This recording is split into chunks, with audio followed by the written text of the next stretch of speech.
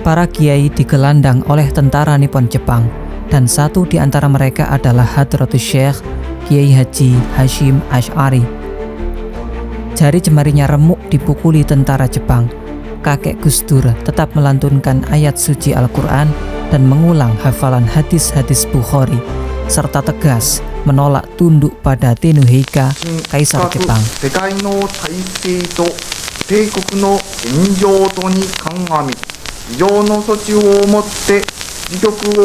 Lahir 24 Zulqa'dah 1287 Hijriah, 14 Februari 1871, di daerah yang berbatasan dengan Lamongan dan Kediri. Ya, benar, Jombang, Tambak Rejo tepatnya. Tapi belum menjadi Indonesia sebab masih dalam penindasan Hindia Belanda.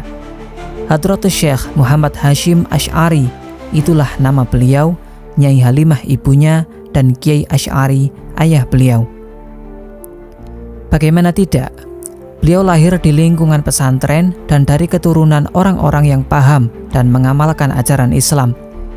Coba bayangkan, anak 13 tahun sudah menjadi pengajar pengganti dengan murid yang lebih tua dari beliau. Sempat bertanya-tanya, mengapa dipanggil Hadratus Syekh? Harus hafal Kutubus Sittah, cakupan hadis Sahih Bukhari, Sahih Muslim, Sunan Tirmidzi, Abu Dawud, Abu Nasai, Ibnu Majah, baik matan maupun sanadnya. Itulah syarat disebut Hadratus Syekh. Dan beliau Mbah Hashim bergelar demikian. Tidak ada celah untuk meragukan keilmuan beliau. Untuk alasan yang tidak pernah diperbuatnya, ayah Kiai Haji Abdul Wahid Hashim ini dipenjara dan mengalami siksa pedih dari tentara Jepang. Bagaimana kabar Hadratus Syekh setelah keluar dari tahanan Nippon? Tanya Kiai Saifuddin Zuhri, Komandan Hizbullah wilayah Jawa Tengah, saat mengawali obrolan dengan Kiai Wahid Hashim. Alhamdulillah, kesehatannya justru semakin membaik. Selama dalam penjara, Hadratus Syekh bisa menghatamkan Al-Quran dan kitab hadis Bukhari berkali-kali, kata Kiai Wahid. Obrolan beliau berdua termuat pada buku berangkat dari pesantren terbitan tahun 2013. Dibuktikan ketika pesantren dan para kiai senantiasa menjadi bidikan para penjajah dari zaman Belanda hingga Nippon Jepang, pesantren yang paling kuat melawan penjajahan. Upaya penundukan terus dilancarkan dengan jalan kerjasama, bahkan memenjarakan para kiai. Lalu apa alasan Jepang memenjarakan Mbah Hashim? Tentu saja, tuduhan mengajak masyarakat melakukan pemberontakan. Mbah Hashim adalah satu di antara para kiai yang digelandang tentara Nippon. Mereka ramai-ramai menggerutuk penjara Jepang di Jombang. Siapa mereka itu?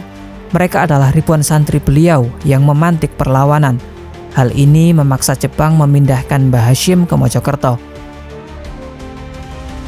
Mau diangkat menjadi Shumubujo, kepala jawatan agama di era Jepang, menjadi syarat jika Mbah Hashim ingin dibebaskan.